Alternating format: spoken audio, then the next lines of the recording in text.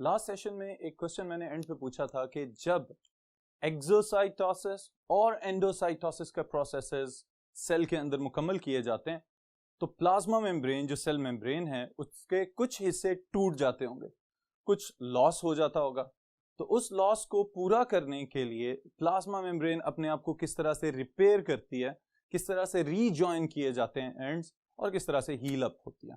Alright, ये question था last session में। अब इसका आंसर मैं आपको बताने लगा हूं। आप लोगों ने बहुत सारा काम किया होगा इस पे, मे भी कुछ कॉम्प्लिकेटेड और कॉम्प्लेक्स चीजें भी आपने स्टडी की हो इसके आंसर तलाश करने में, but the answer is very simple. बहुत आसान सा एक मैं आपको जवाब इसका बताने लगा हूं, and that is inside the fluid mosaic model. Fluid mosaic model के अकॉर्डिंग एक चीज मैंने आपको बताई थी कि the phospholipids give the plasma membrane the fluid nature. वो हर वक्त मूव करती रहती है, वो डायनामिक मूवमेंट उसकी हमें नजर आती रहती है।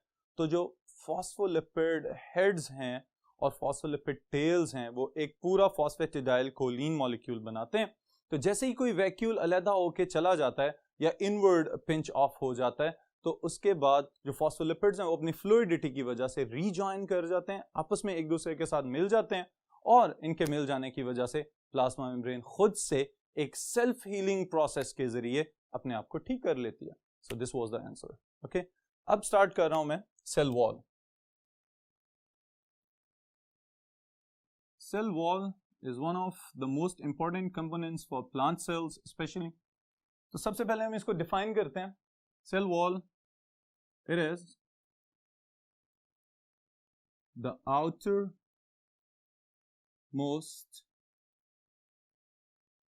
boundary of plant cells and it is absent in animal cells.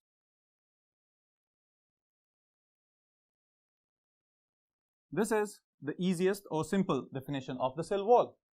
अब सेल वॉल के मुतालिक अगला सवाल जो आपके माइंड में आना चाहिए वो ये है कि क्या सिर्फ सेल वॉल प्लांट सेल्स में ही मौजूद होती है? नो, ऐसा नहीं है। कुछ और लिविंग ऑर्गेनिजम्स भी हैं जिनके अंदर सेल वॉल मौजूद हो सकती है।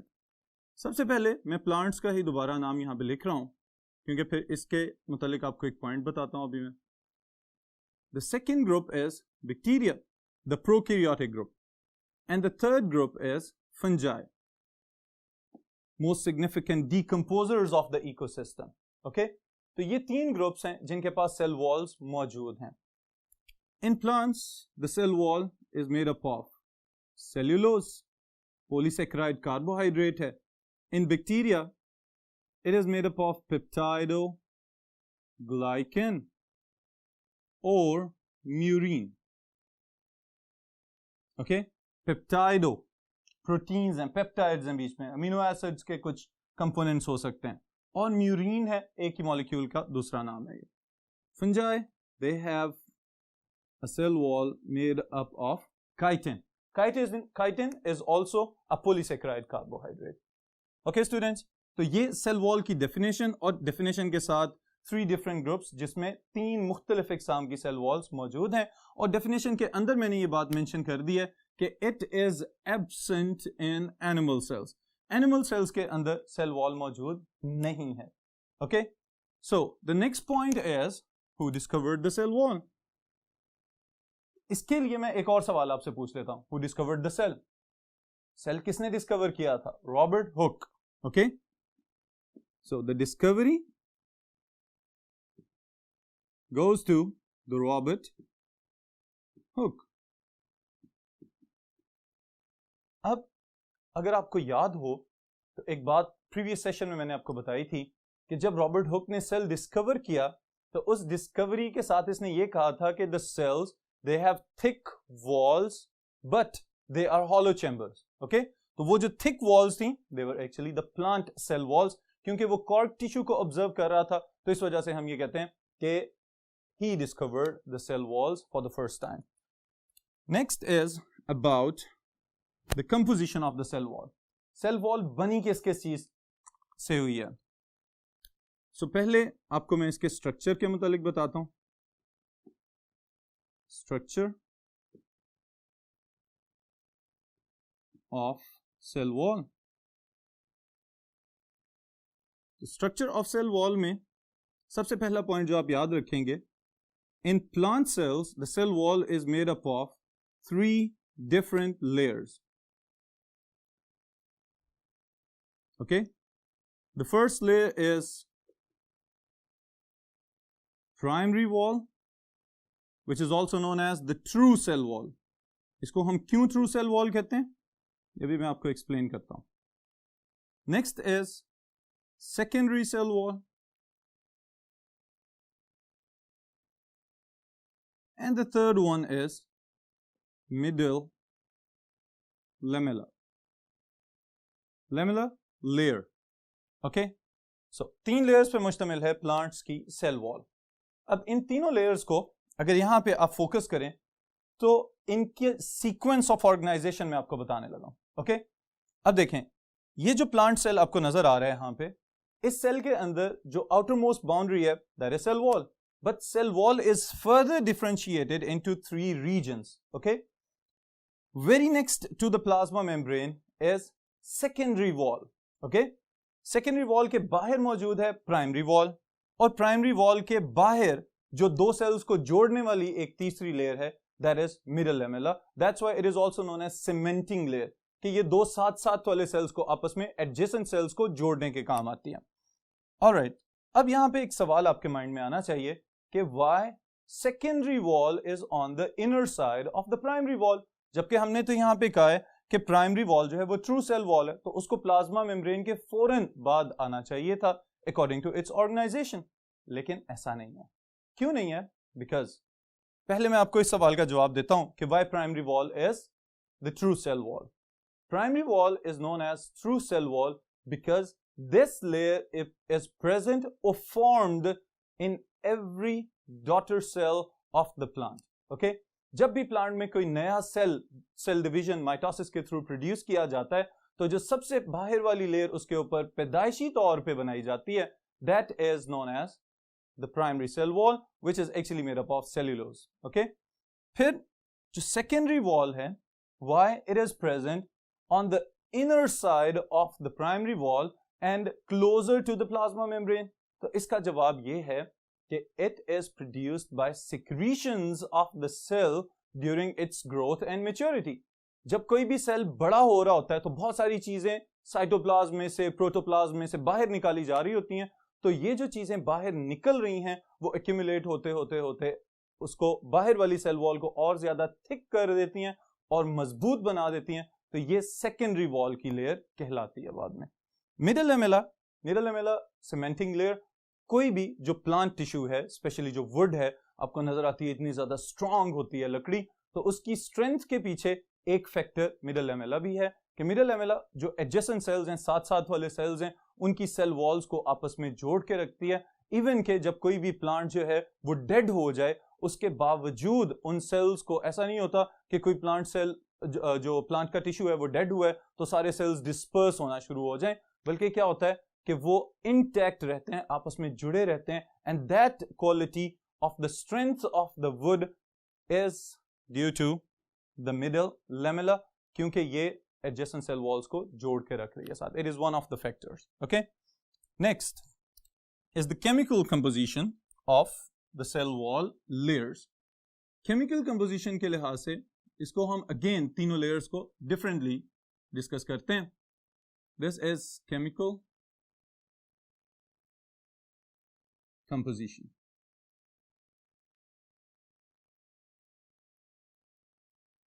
Now, according to the chemical composition, again, I'm going to divide the cell wall into 3 layers. तीनों layers में इसको मैं फिर से तकसीम कर देता हूं.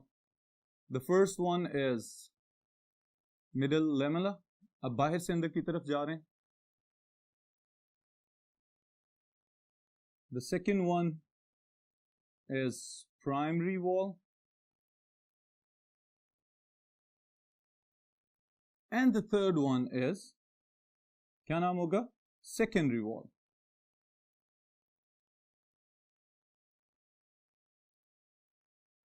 ये तीनों लेयर्स स्ट्रक्चर में मौजूद हैं, तो केमिकली क्या सेम है या डिफरेंट है ये अभी हम इस डिस्कशन में देखते हैं. First of all, middle lamella is made up of pectin. Okay, sometimes इसको हम कहते हैं पेक्टिन कंपाउंड्स से बनी हुई है. Pectin compounds means what?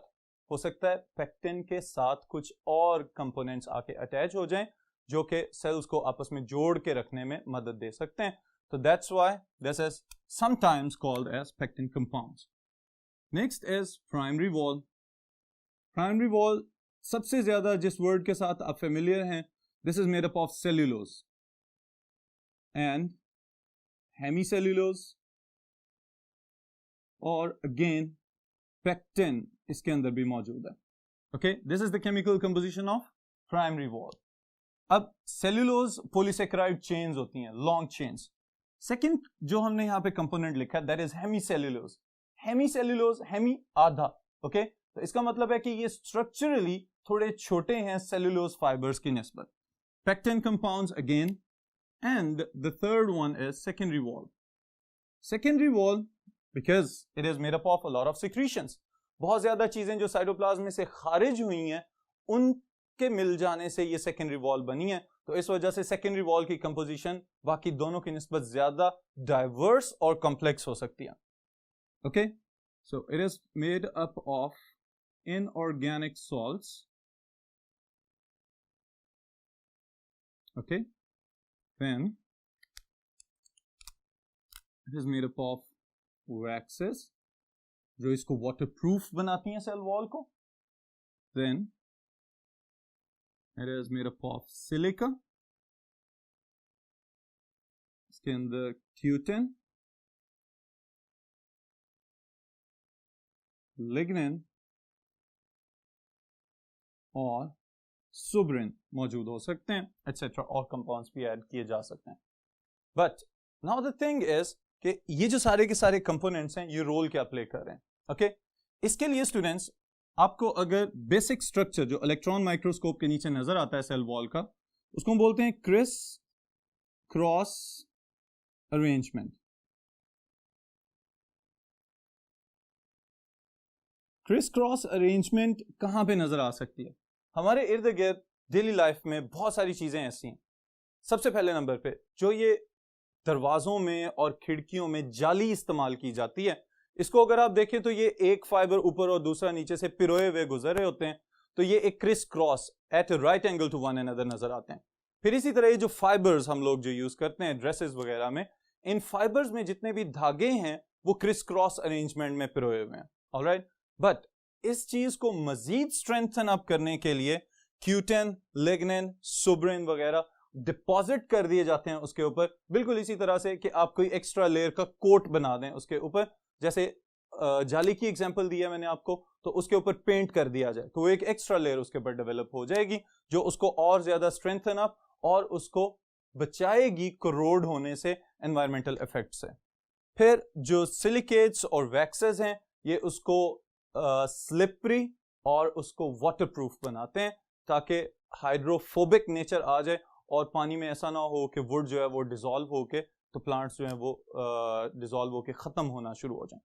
Okay, so this is about the chemical composition. ये वाला पोर्शन अलहदा से भी शॉर्ट क्वेश्चन में आपसे पूछा जा सकता है कि explain the chemical composition of the cell wall. तो आप तीनों लेयर्स को इसी तरह से डिस्टिंग्विश करके इसको लिख देंगे तो this will be a full fledge short question. Okay students, next cell wall के अंदर एक इंपॉर्टेंट पॉइंट है स्पेशली प्लांट्स के रेफरेंस से. This is known as प्लाज्मोडिस्मेटा.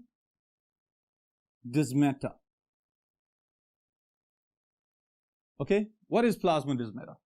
Plasmodesmata are the cytoplasmic connections between adjacent cells.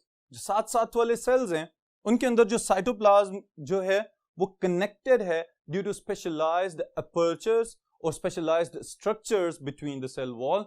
तो उन specialized gates को हम कहते हैं plasmodesmata. Okay? अब plasmodesmata क्या है इसको मैं यहाँ पे एक फिगर के साथ elaborate करता हूँ कि if this is a plant cell और उसके साथ एक नेबरिंग प्लांट सेल मौजूद है. अब इन दोनों प्लांट सेल्स के अंदर अपेरेंटली कोई कनेक्शन नजर नहीं आ रहा, ओके लेकिन जब इन प्लांट सेल्स को क्लोजली हम ऑब्जर्व करते हैं तो हमें पता चलता है कि इनके साइटोप्लाज्म जो हैं they are connected to one another, the cytoplasms have connections with one another, और जिसकी वजह से मटेरियल्स को एक सेल से दूसरे में आराम से पास ओवर किया जा सकता है। स्पेशली इसके लिए एक और टर्म टेक्निकली यूज करते हैं, that is known as symplast pathway. तो सिम्प्लास्ट पाथवे में जब मटेरियल्स को ट्रांसपोर्ट किया जा रहा होता है with in the plant cells तो उसमें प्लाज्मोडेस्माटा का बहुत अहम किरदार है।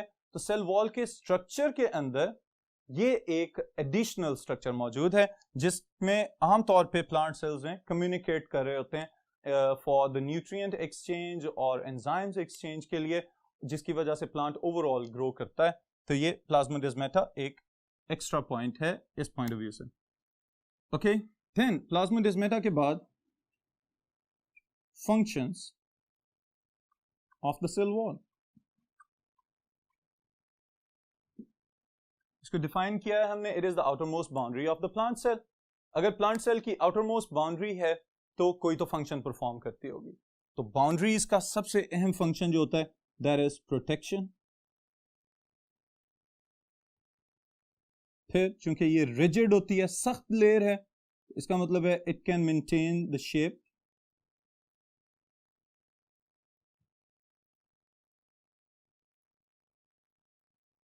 ओके और फिर उसके बाद बहुत बड़े साइज के समटाइम्स मॉलिक्यूल्स और पार्टिकल्स वगैरह एंटर होने की कोशिश करें तो plant cell wall although it is permeable, लेकिन फिर भी कुछ पार्टिकल्स को ये उन पोर्स में से गुजरने की इजाजत नहीं देती। तो it can also regulate, we can say, movement of particles across it। एक जालीनुमा स्ट्रक्चर है जिसमें से छोटे पार्टिकल्स और वाटर तो आराम से मूव कर सकते हैं, बट स्टिल कुछ बड़े पार्टिकल्स अगर एंटर होने की कोशिश करें तो उनको सेल वॉल ब्लॉक कर सकती है। तो इस वजह से ये इसका एक और एक्स्ट्रा फंक्शन है। Okay so this is cell wall. Next we are going to move to the cytoplasm. Okay cytoplasm, cytoplasm इसको पहले डिफाइन कर लेते हैं हम। It is the ground substance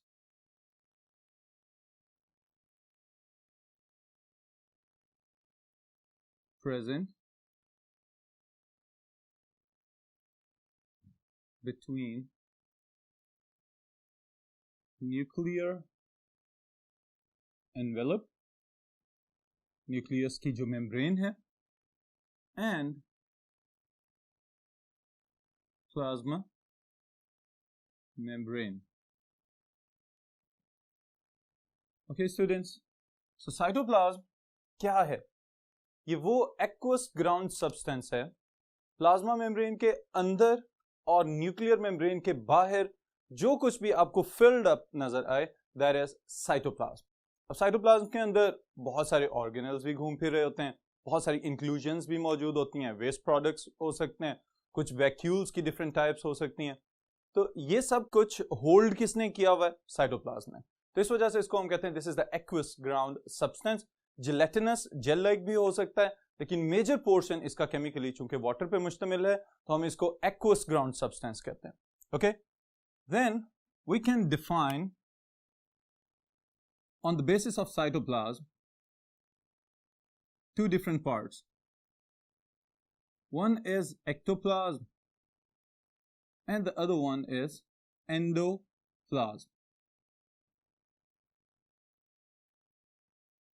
Okay, अब देखें ये जो एनिमल सेल यहां पे नजर आ रहा है आपको, इस एनिमल सेल के अंदर जो हिस्सा प्लाज्मा मेम्ब्रेन के करीब वाला है that is ectoplasm. Okay, this one, the ectoplasm. अब जो ectoplasm है सेल के बाहर वाला, ecto, outer.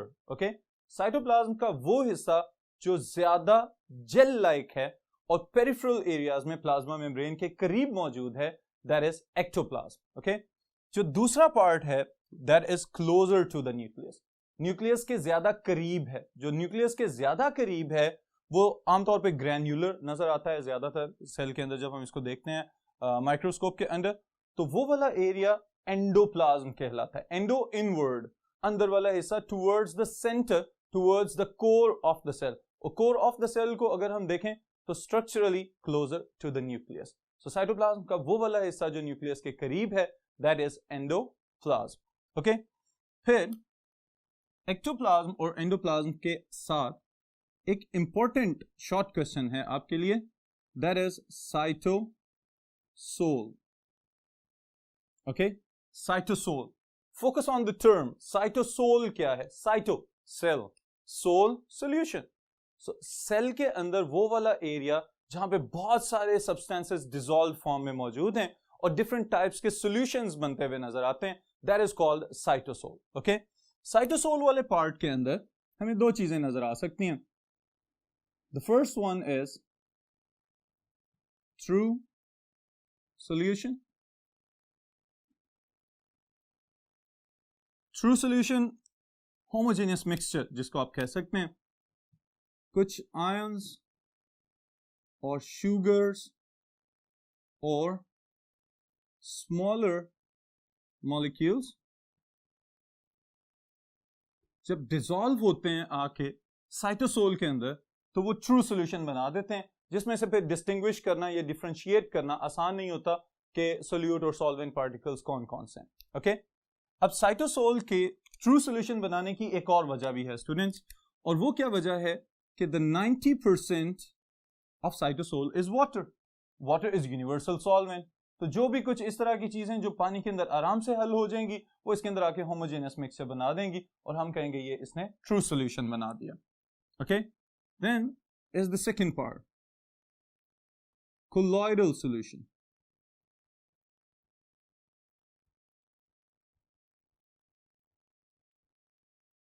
डेंस पार्टिकल्स या बड़े स्ट्रक्चर्स जो सेल के अंदर मौजूद हैं, लाइक इट्स ऑर्गेनेल्स, वो सब के सब इसमें कोलॉइडल सॉल्यूशन बनाते हैं।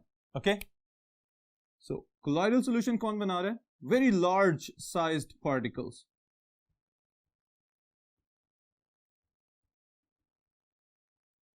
और organelles. Okay students, so cytosol में ये दो true solution और colloidal solution form होते हुए हमें नजर आते हैं। Next thing is, what could be the difference between sol and gel of the cytoplasm?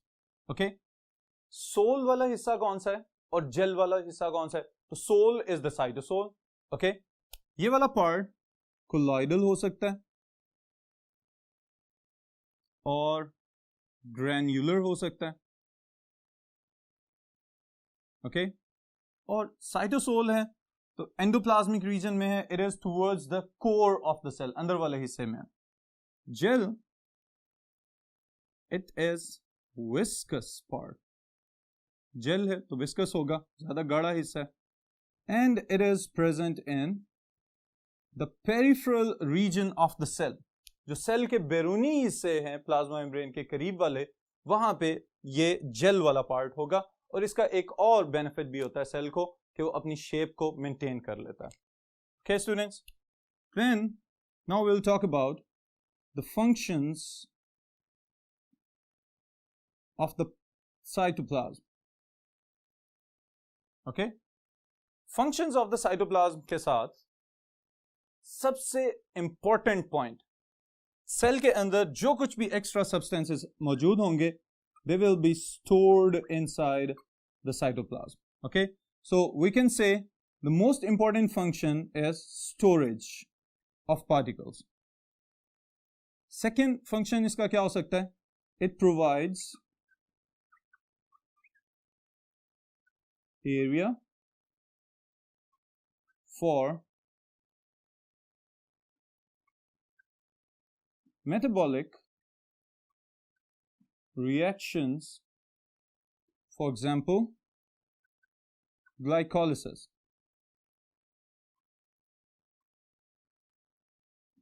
Glycolysis respiration के reactions का पहला part है जिसके बहुत सारे डिफरेंट स्टेप्स जो हैं they are accomplished, they are completed inside the cytoplasm. Okay?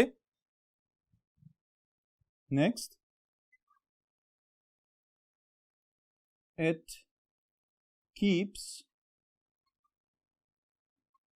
the organelles organized within the cell.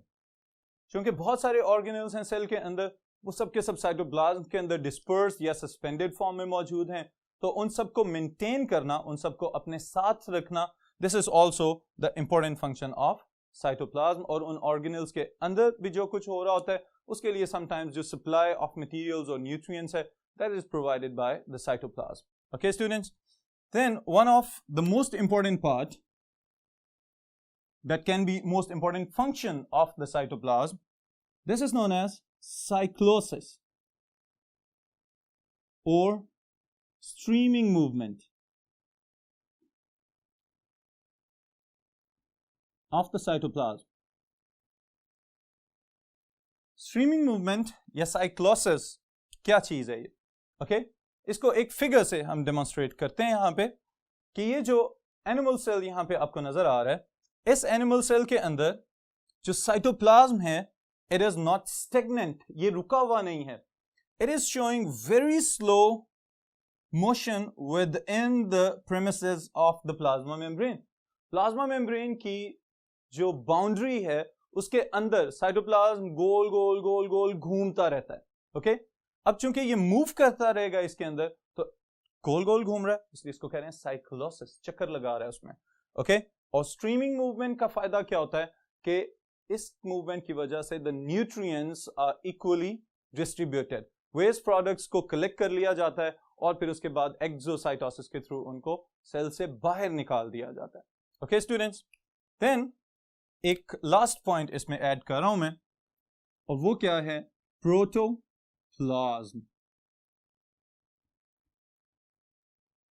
क्योंकि साइटोप्लाज्म की अंडरस्टैंडिंग प्रोटोप्लाज्म की एक्सप्लेनेशन के साथ रिलेटेड है.